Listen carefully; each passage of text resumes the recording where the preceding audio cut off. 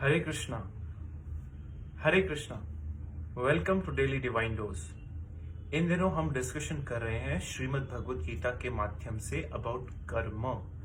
कर्म को जानना बहुत इंपॉर्टेंट है as stated in Bhagavad Gita, because there are lot of intricacies in which we get trapped. Entanglement कर्मों की जब होती है हमारे लाइफ में, उसकी वजह से we undergo the process of temporary pains and pleasure through this body. We achieve different types of bodies, and because of those different types of bodies we achieve different types of pains and pleasure, and ultimate goal is to perform a karma.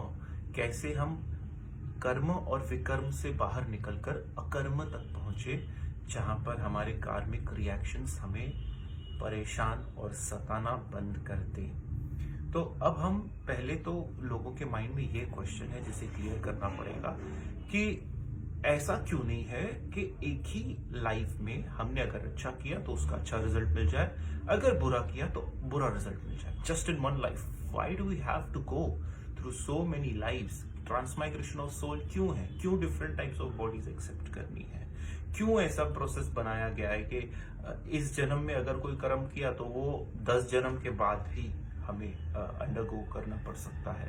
तो इसका simple से एक fundamental truth हमें समझना पड़ेगा that a karma is like sowing a seed. Now the seed can be different in nature for different things. For example, अगर हमने चावल का बीज बोया है और दूसरी तरफ हमने आम का बीज बोया है, चावल का जो प्लांट है, चावल का जो इरप्शन है वो बहुत जल्दी हो जाएगा, लेकिन आम के पेड़ को आने में कई सारे साल लग जाएंगे और फिर उसमें फ्रूट्स लगने में कई सारे साल लग जाएंगे।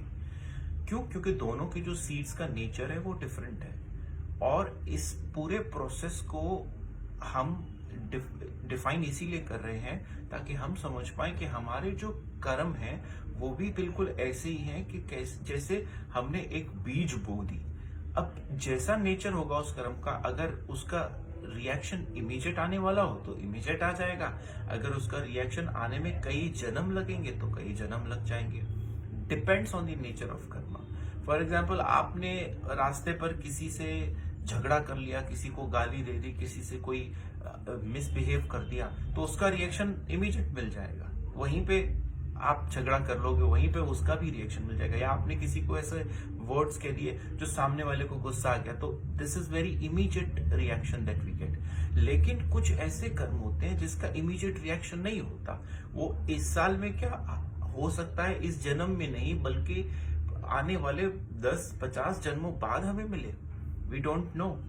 तो एक छोटी सी मुझे महाभारत की स्टोरी याद आ रही है, मैं आपको वो स्टोरी शेयर करता हूँ so that it becomes clear. Dhritarashtra के जब 100 बच्चे मर गए तो उन्होंने भगवान श्री कृष्ण वसुदेव जी से जाकर पूछा, हे कृष्ण, ऐसा क्यों हुआ कि मेरे 100 बच्चे मारे गए, मैं अपने आंखों से देख के रोता रहा और मैं कुछ नहीं कर पाया।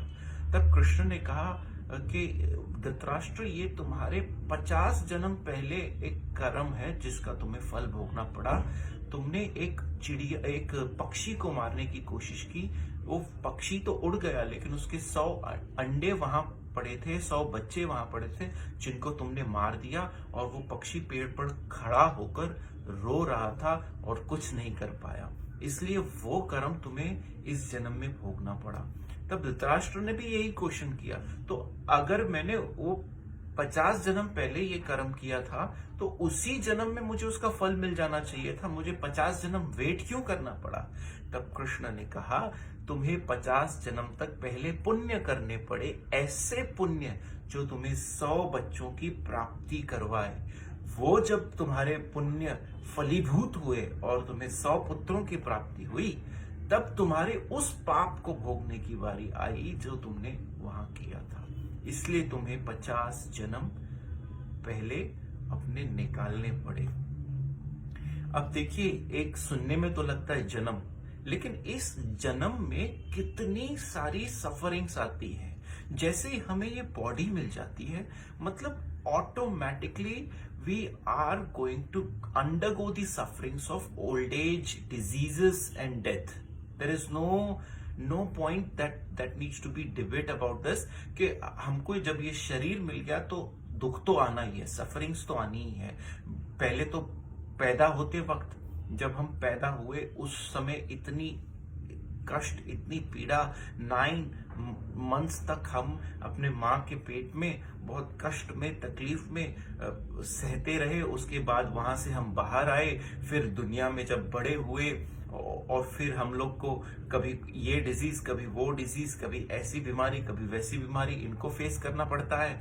उसके बाद अंत में बुढ़ापा अपने आप में ही एक बीमारी है और उसमें अपनी सफरिंग से अपनी अलग टाइप की तकलीफें हैं, परेशानियां हैं, और फिर अंत में मृत्यु।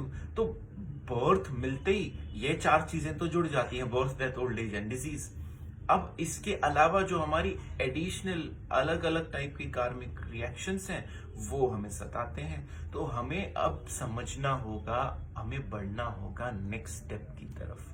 How do we elevate ourselves to get rid of our karmic reactions? ऐसा कौन सा रास्ता है जो हमें हमारे कार्मिक रिएक्शन से बचा सके? क्योंकि वो अब पास्ट में तो हो गए, पास्ट को जो जाके हम बदल नहीं सकते। We can not change the past, but yes we can definitely change the present, क्योंकि यही एक समय जो हमारे हाथ में है और प्रेजेंट बदल गया। अगर आपको भगवान ने ये पावर दी है कि आप अपना प्रेजेंट चेंज कर सकते हो, तो believe it, if you have changed your present तो आपका फ्यूचर ऑटोमेटिकली अच्छा हो जाएगा। तो आइए आज के इस सेशन को यहीं पर पॉज करते हैं। थैंक यू वेरी मच आप सबों का। आप सब ये वीडियो को शेयर कीजिए औरों के साथ, ताकि हम ये नॉलेज औरों तक पहुंचा सकें। Stay tune to daily divine dose. Chant Hare Krishna and be happy.